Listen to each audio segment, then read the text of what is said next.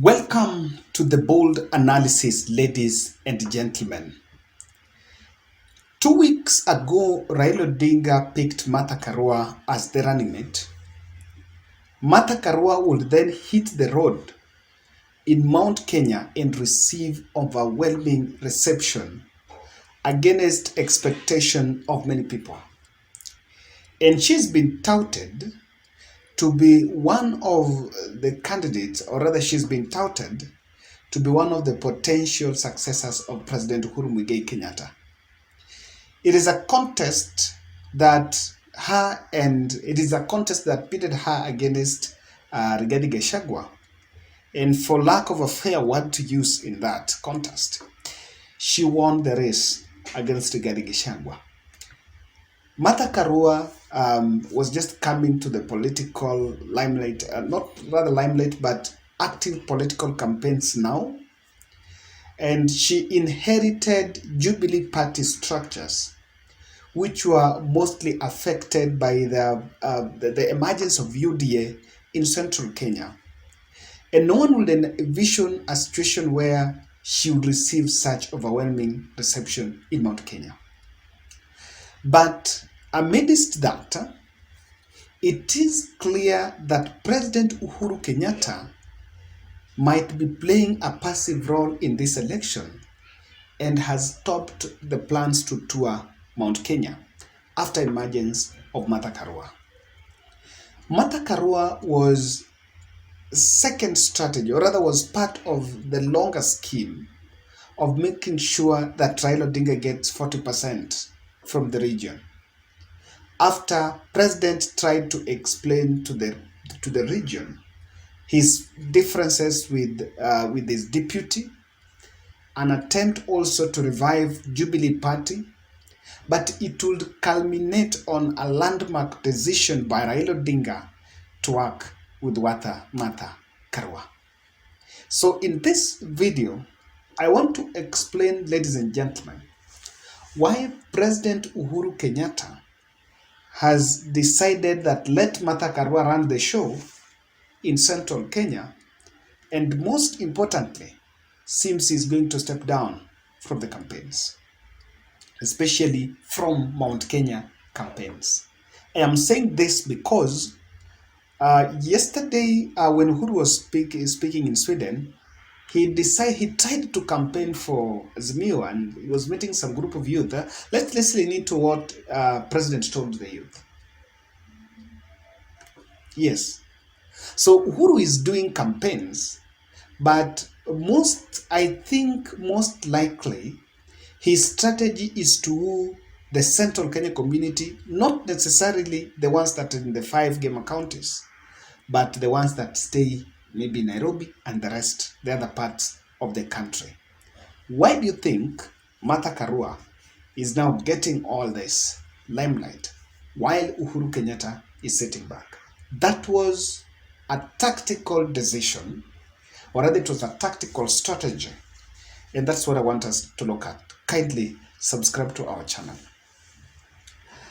President Uhuru Kenyatta realized that a face-off between him and the deputy president was not working.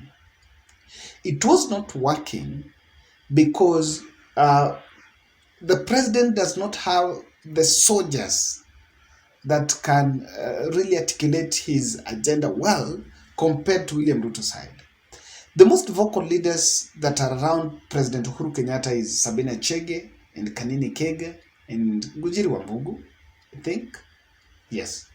Those are the 3 most formidable, those who can speak. But then compare with the other side, Anne Waiguru, Rigathi Gachagua, Ndindi Nyoro, Alice Wahome. There are many people that speak to the heart of central Kenya. And so the president decided that let Martha Karua face off with the William Ruto side in Mount Kenya. Yes, the person that now is now telling the central Kenya what I can call consciousness on why they should not support Deputy President William Ruto, that person is Martha Karua. That face-off is very constructive for Azimio la Umoja, For one reason, that Martha Karua seems to be a person on her own. Even though I read an article by Eric Ngeno who was saying that reform credentials by Raila and Karua ticket were hurt by the margins of the BBI. But we'll one day look at that. President is allowing succession politics to gain momentum because the succession politics is one of the parameters, or rather is one of the aspects that will convince Mount Kenyan who they vote for. I want to analyze here that Mount Kenya are not only looking for a deputy president post, but the person that will be deputy president in maybe if Azimio makes government or Kenya Kwanza, that person will be the most senior person in central Kenya. Let me take you back. In 2012, do you know that Martha Karua and President Uhuru Kenyatta were front runners in Mwai Kibaki's succession? And by that time, when Martha Karua resigned from government, there was rumors, or rather there was this information that came out that she was feeling that Mwai Kibaki, instead of preferring Uhuru Kenyatta as Deputy Prime Minister and Minister for Finance, she was the one that to get the Deputy Prime Minister. But because Mwai Kibaki was seeing President Uhuru Kenyatta as his successor, he decided to work with Uhuru. So, remember by that time also, the late John Michuki will come and tell the Gamer Nation that anyone who needs the Central Kenya vote should go through this young man, known as President Uhuru Muigai Kenyatta by then.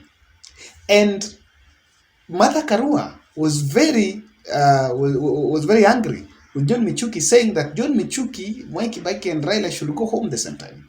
Now, even though they were in succession, Uhuru Kenyatta really outshined her, and Uhuru Kenyatta served for 10 years. Now, 10 years later, Martha Karua is back in the succession race. She's been there for some time.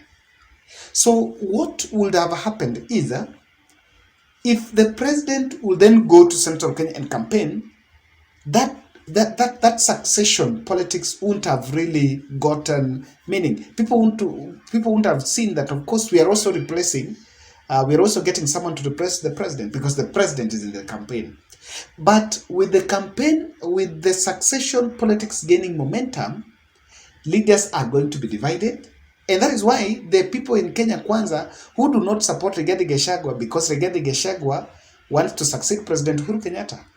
With the succession politics gaining momentum, the gamer community will compare between Martha Karua and Rigathi Gachagua.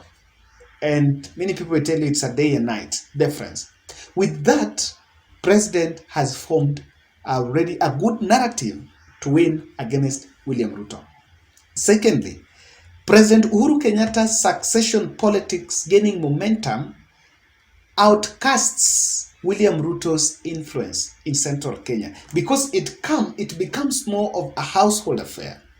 It becomes more of an in-house affair that now wewe unaangalia mtu ambaye anaweza kumake president, but sisi pia tunatafuta mtu ambaye ata inherit from President Uhuru Kenyatta, and whoever makes it is going to make it. Very important. Number 4. When Martha Karua did her tours in Central Kenya, she suffered some heckling, organized heckling in Kirinyaga, and there were propaganda heckling. What the president has known is that at this critical time, William Ruto's side are investing a lot of time and a lot of resources in propaganda. And propaganda is going. So that is why you see at Madaraka, he didn't want William Ruto to speak because, of course, they will always want something for the optics, even at the National Prayer Breakfast. So the president is pulling out because already the political scene is charged. In any case that he goes to Kirinyaga or even in Nyeri, and a mischief is planned against him and is heckled by some people, that will be a big blow to Azimio la Umoja. Because the truth of the matter is the government is unpopular.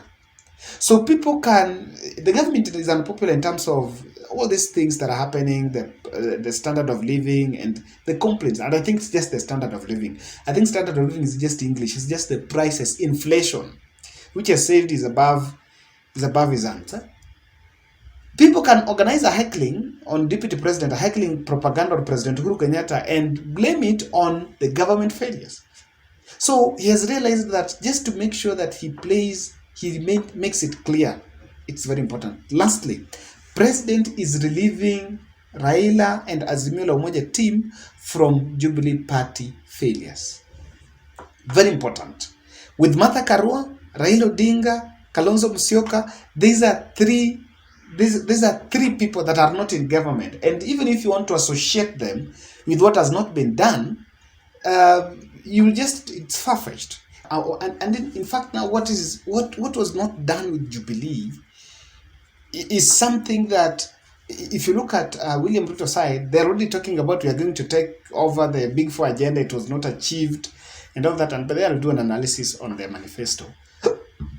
For Raila's Azimio la Umoja manifesto to be seen as clean and not really a second leaf from what Uhuru was doing, because people have blamed the president for everything. And in fact, I agree that when you tell people there is war in Ukraine and that's why the prices of goods are down, people don't get it.